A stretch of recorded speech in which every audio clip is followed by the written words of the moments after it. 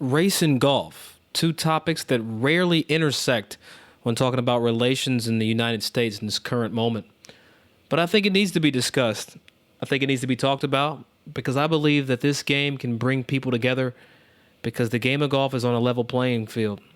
This week, we have Damon Hack from Golf Channel's Morning Drive on with Cheyenne and I, and we talk about these very topics, the intersection of race and golf, and what we can do to make our nation a little bit better. We recorded this episode last Thursday, so things might have changed. So if they have, well, bear with us. It's still going to be the same episode. Enjoy.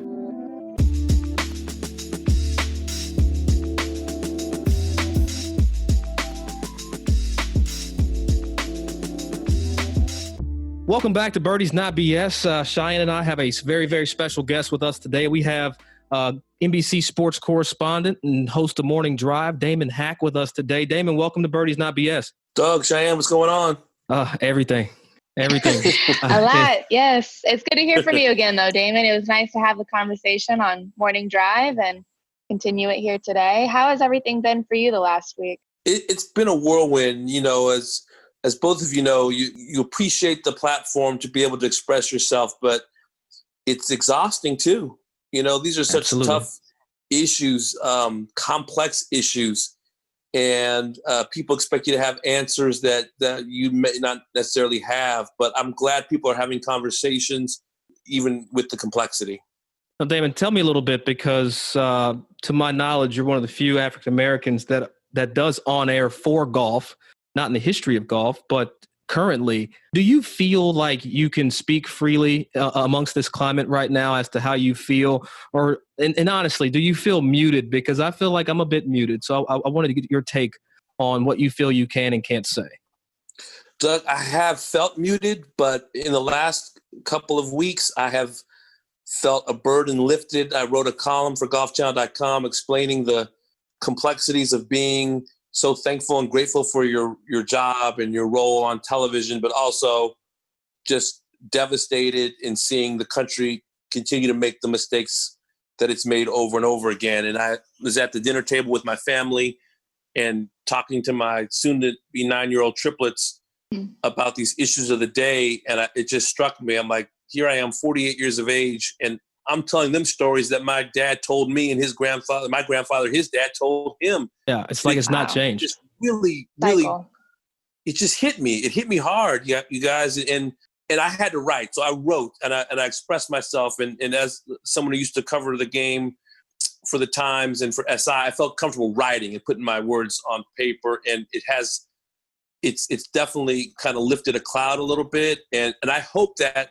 because of this article I wrote, I'll be able to continue to express myself the way I want to express myself. Now, golf as a sport and an industry is and has been a majority white environment. What responsibility do you feel, if any, to have your voice and share your own experiences? I think I do have a role. It's important. I can't tell you how many times I've met African-American men and women who love golf, and they're like, thank you. It's so nice to see you. It's nice to meet you. You represent us. It means a lot. And that's a wonderful feeling for me. I'm sure you both know of what I speak. Mm-hmm. But I do think that I'd like to see, obviously, more African Americans in golf, on Golf Channel, sharing that load, as it were. And I do think that golf, with all the strides that have been made, still there's a lot that the golf industry can do. Outreach, asking tough questions, and also not just leaving it to African Americans to figure this out.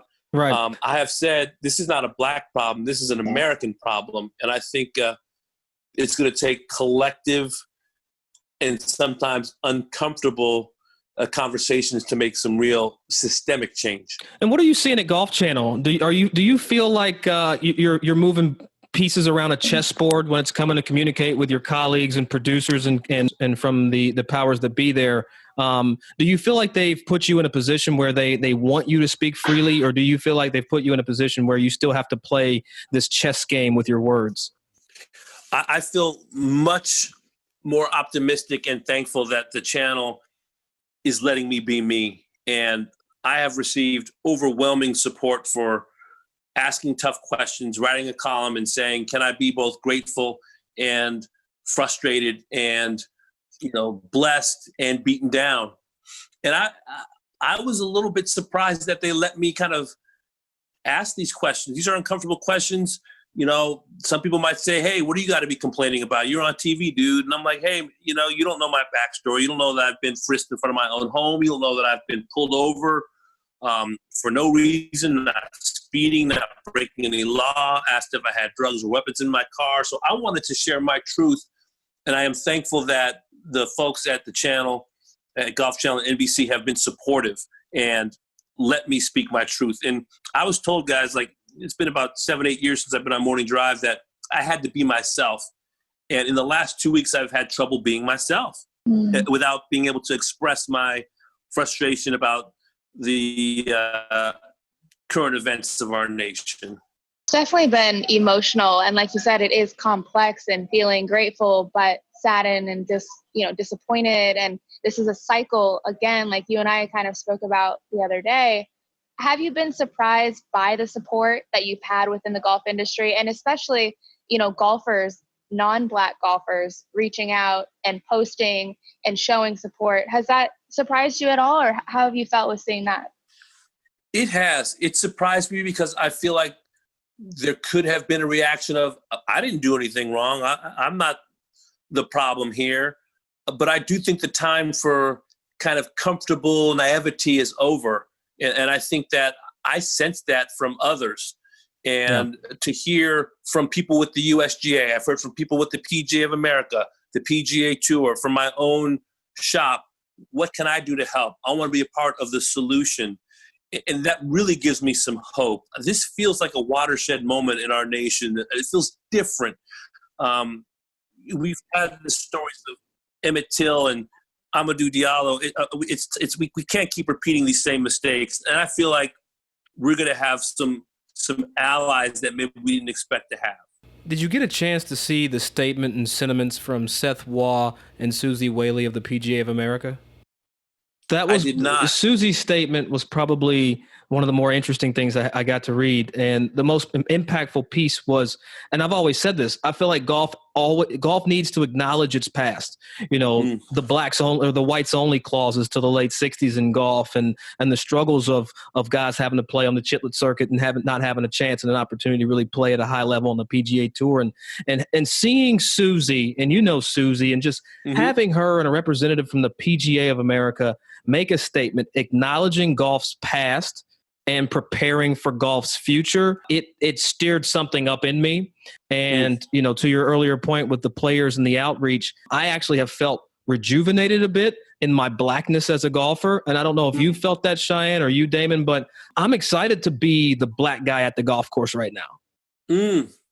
That's so well said. I think there's something beautiful about that. And I think there's something real to that sentiment. And I do think that judging from what you just described, judging from what I've heard, we don't necessarily know the answers. And the people I've talked to don't know the answers, but they're searching for solutions, whether it's donating money to historically black colleges or supporting black businesses or finding out if local police have body cams. I mean, you can get as detailed as you want or go big picture as you want. But I do think that people realize that we have to kind of shake the roots of this country and really make some drastic changes. Now, the golf industry is always looking to grow the game and reach out to minorities and have that bit of influence. How do you feel golf has done up until this point in actually accomplishing that and having an impact on the growth of the game within the minority community? I think it's done a good job. I feel like there's more room to grow. I don't know if the methods have been sustainable enough. I still feel, and I've said this, that I imagine to an inner city African-American boy or girl, golf must be like a foreign language or something on the moon. Absolutely. How do we close that gap? How do we shorten that walk, that mile or 5 miles or 100 miles walk? I mean, there are the benefits, and I have to tell you guys, being outside, being in nature, challenging yourself, listening to birds, being with trees and streams and rivers and green space. It's good for the soul. I mean, there's so many beautiful things about this game. And I think for an urban child to be exposed to those things is so crucial. But the game's expensive, it's hard, and I still think it's unrelatable to many in the inner city. So I don't know how you find that kind of meeting point to make that long walk a little bit shorter so you have more diversity and longer lasting diversity in the game. Damon, along those lines, in your stature within golf, within the game and the visibility that you have, do you feel like you have to carry this black banner and wave this support for minorities in the game? People look at you. People see you every day. I mean, you are one of the more welcomed into home people in the industry. And I just wanted to know kind of when you stop and you think about, these race hurdles that we have to overcome, where do you fall from your vantage in that? I mean, it's interesting. I went to UCLA for college, Berkeley for graduate school. I've worked at the Sacramento Bee, Newsday, the New York Times, Sports Illustrated, have been one of a few blacks, sometimes the only. It's not that new. So I'm used to it. I don't always like being the only or one of the few, but I feel like I'm getting to a point in my life, and maybe it's because I have kids and I want them to be proud of who they are and their heritage. And, my wife's from Hong Kong, so we have a biracial, modern Obama baby type family, you might call it, however you want to term it. Oh, I love that. So I want them to be proud of their African-American heritage, their Chinese heritage. And for me, I'm emboldened, optimistic when a complete stranger, 55-year-old who could remind me of my uncle, comes up to me, 60-year-old, say, "Hey man, it's so nice to meet you, so nice to see you." I mean, that keeps me going. It could happen once every 5 months, and it's like, man, just being on the screen makes a difference. Even if I'm not talking about civil rights or racial issues, I feel like just my presence in the game is good. So I'll have my moments of peak and like, oh, why am I the only one? But I'd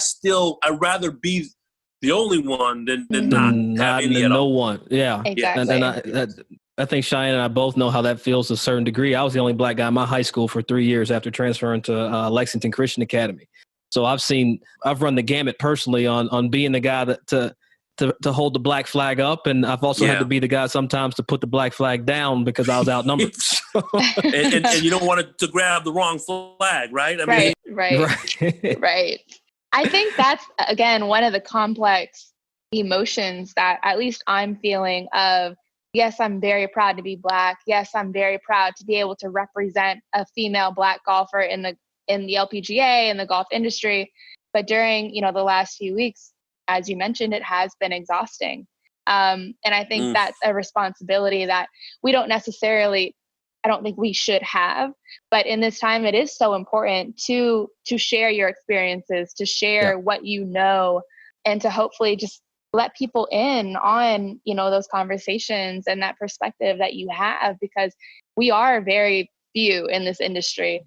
And if they are able to connect with us, it's so important, especially right now when people are open to listening. Along those lines, Shai, and I had a question that I'm going to actually pose to both of you real quick is, we always talk about how, words and they speak volumes, right? But I think for one of the few times in history, silence is speaking volumes. Are you as active as I am? And I will admit this out loud in front of people.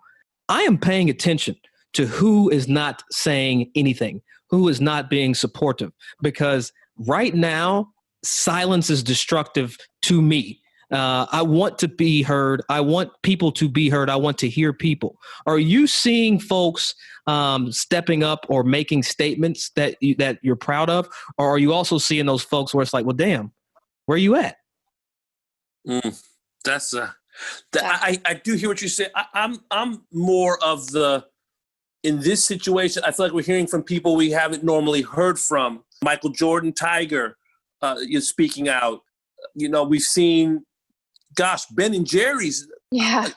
Did you see Ben and Jerry's? That was so missed that. powerful. It was so powerful. I It thought was one of the better Malcolm X statements. had returned from the dead. I mean, this Yeah. was a strong statement about 1619 and the first slaves arriving to these shores, and it was so powerful and moving. So I gotta look that up. I just get the sense that more people are speaking. I'm not paying too much attention to those who aren't. Maybe I should. That could be naivety on my part. It could be maybe too optimistic. I'm happy that some of the biggest stars in sports, some of the biggest industries, and in my own personal interaction with some movers and shakers in our business, I just feel like this moment is different in that it really could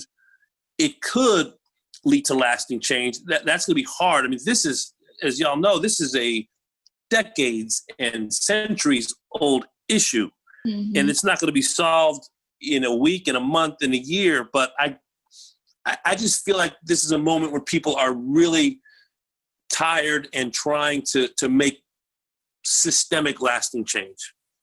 How about you, Shai? What are you paying attention to?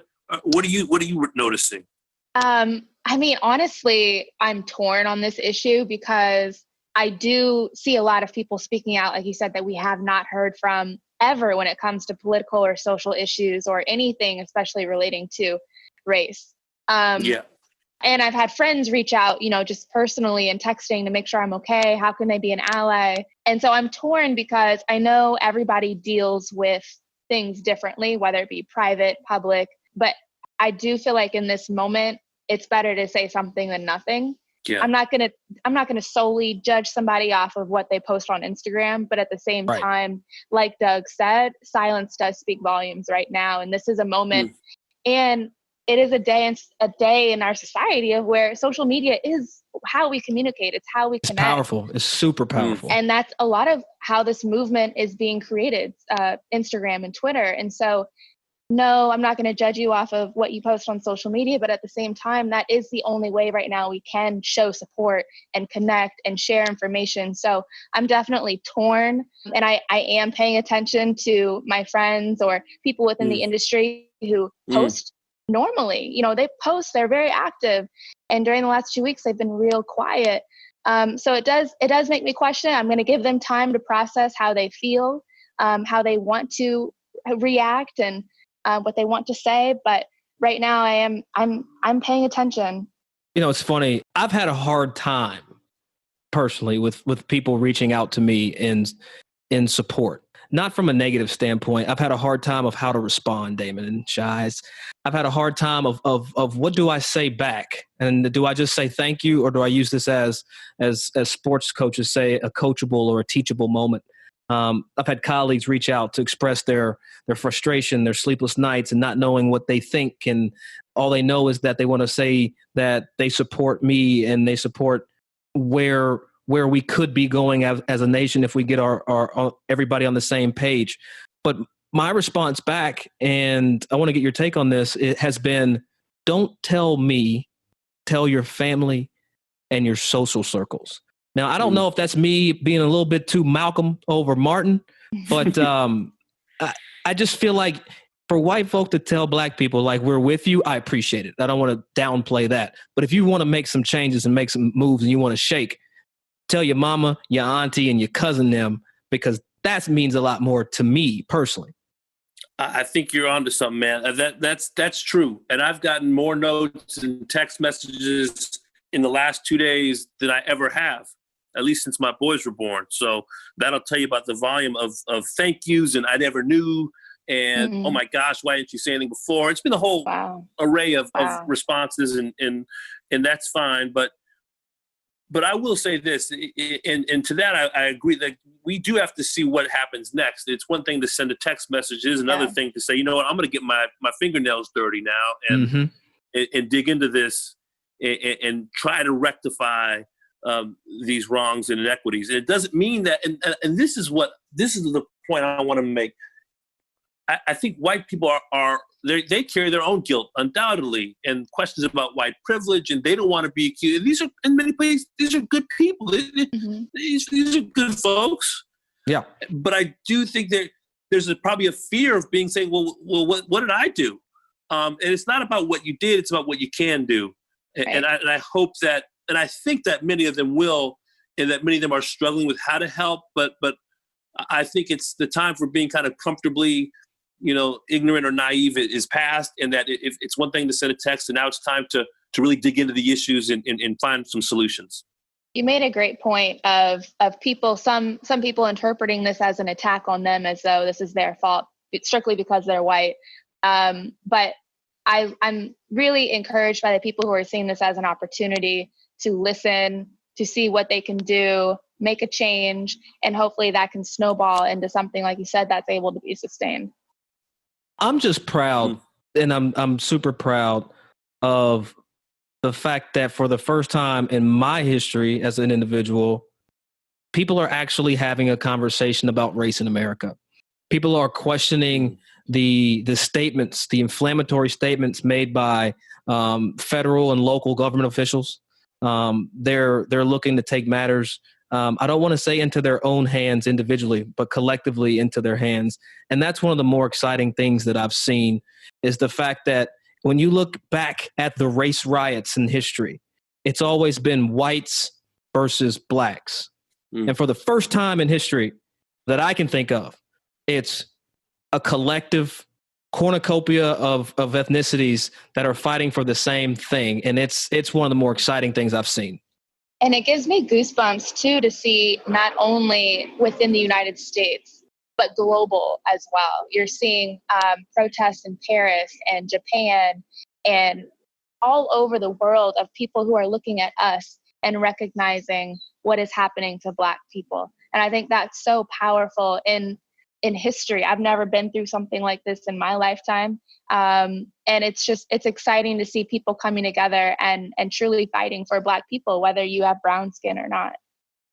I wonder, guys, if part of this is that so many people are home and they're having conversations with family members. Because of this pandemic, a lot of people saw the video of the murder of George Floyd. They saw it. They had a visceral reaction to it. It wasn't just it wasn't something that wasn't tangible. This was in front of us, and we've been forced to confront this. And Breonna Taylor and Ahmaud Arbery, these stories, it's like back to back to back. This has been front and center, and to hear the reaction of non-Black people, it has surprised me. I want to bring it back to golf before we wrap, Damon, because to date, the PGA Tour is yet to say anything regarding this. And I've seen, various players, Tiger Herald, of course, and even Ricky Fowler. I saw 1,200 something comments on Ricky's recent post. What's your take on the PGA Tour's silence amidst this, social unrest? Well, I can tell you, I've done some reporting, actually spoke to some folks over there. The sentiment was they didn't want to release a statement like everybody else was releasing a statement. I got a hold of a memo, and in fact wrote about it on golfchannel.com, that Jay Monahan, the commissioner, sent to his staff and sent to the players. And I'm willing to share it here, that he was having conversations with African-American leaders, and he was listening. He said he didn't have the answers, but that he wanted to be a part of the solution, and that he didn't want to have a knee-jerk statement. He wasn't ready to put one out, but he wanted to use this time to close his mouth and open his ears and admit that he didn't know the answers. And his response from those leaders that he spoke to is, that's okay. This is a good first step, that to have you in the room virtually or literally is an important first step. So that's my reporting.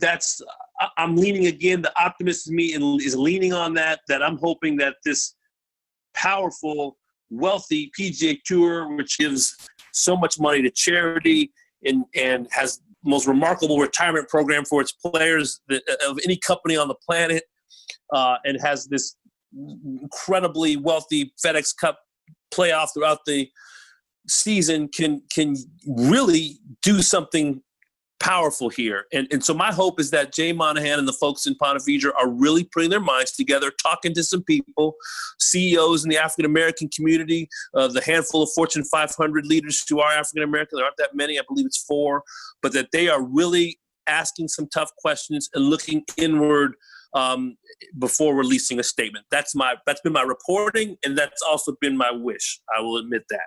The one thing I will ask you before we wrap is, what's the narrative you're telling your children about race in America?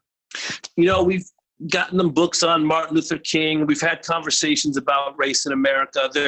My boys are like puppy dogs. They live in the moment. They kind of want to know where their football cards are and when they're going to have their cheeseburger to eat. So we don't get much deeper than that. They should be proud of their heritage, their biracial heritage. They should know about it. They know who their late grandfather was. They know who their grandma is out west, and their mom's parents who live in Hong Kong. They know their heritage. They're learning their heritage. They're learning of the complications of race in America, but on a very elementary level. The main thing we say, and we say it at dinner, I would say maybe a couple times a week, to just be proud. Be proud of who you are. Be a good person mostly. And I say, hey, what a special opportunity. You come from, African-American heritage. It's strong. Chinese heritage, it's strong. Be proud of who you are, and obviously have your eyes open. But mostly, it's about being proud, standing up, being a good person, and being strong in your faith in who you are, and being proud of who you are. That's my message at this point. I love that. It's so important, like you said, to know who you are, know your history, be proud of who you are today. In the golf industry, we're proud to see you on TV every day, and again, a lot of Black voices right now speaking out, non-Black voices speaking out about this, which is so important. Thank you for sharing your perspective. Yes. Thank you, Damon. We appreciate your time.